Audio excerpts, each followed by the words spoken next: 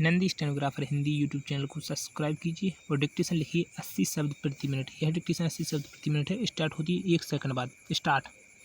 उपाध्यक्ष महोदय, गुजरात में जो घटनाएं हुई हैं, मुझे लगता है कि ये घटनाएं केवल गुजरात में ही अकेली नहीं हुई हैं। इस सदन में पिछली बार महाराष्ट्र के बारे में भी चर्चा हुई थी।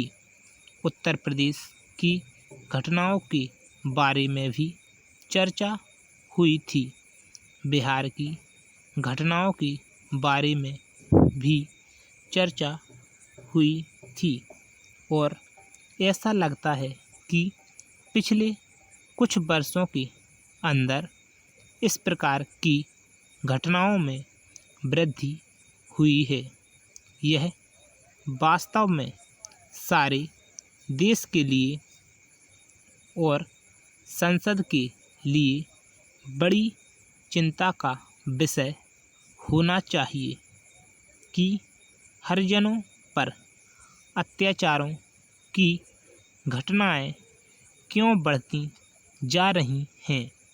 मंत्री महोदय ने बाद में जो कदम उठाए हैं वह तो ठीक हैं, लेकिन मैं उनसे यह जानना चाहता हूँ कि अगर इस प्रकार की घटनाएं बढ़ रही हैं तो इनके मूल कारणों की जांच के संबंध में क्या सरकार कोई ऐसा प्रयत्न कर रही है कि आखिर ये घटनाएं आज़ादी के बाद घटने के बजाय बढ़ती जा रही हैं। चाहे महात्मा गांधी के प्रदेश में हो, चाहे इंदिरा गांधी के प्रदेश में हो, सब प्रकार की घटनाएं बढ़ रही हैं। यह वास्तव में गंभीर चिंता का विषय है। पैरा। एक जो बड़ा झगड़े का मूल कारण होता है, उसका अगर आप सर्वे कराएं तो और पता लगाएं कि ऐसी घटनाएं वहाँ होती हैं जहाँ पर ऐसे कुएं हैं जिनके संयुक्त रूप से पानी लेने की व्यवस्था में इस बात के बिल्कुल पक्ष में हूँ कि उनके कुएं अलग करवा दीजिए। यह कुएं संयुक्त रहेंगे तभी एक मिलन की भावना रहेगी।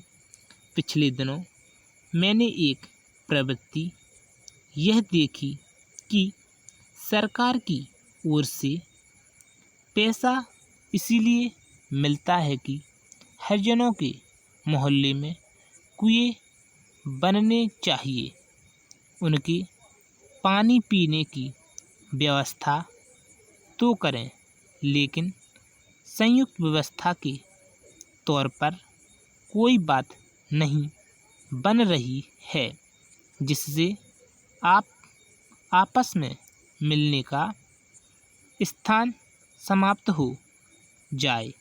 इसका सर्वे कराएं तभी इसका पता चलेगा और लोगों में इसका लाभ होगा। पैरा। दूसरा झगड़ा होता है जमीन की फसल बांटने का।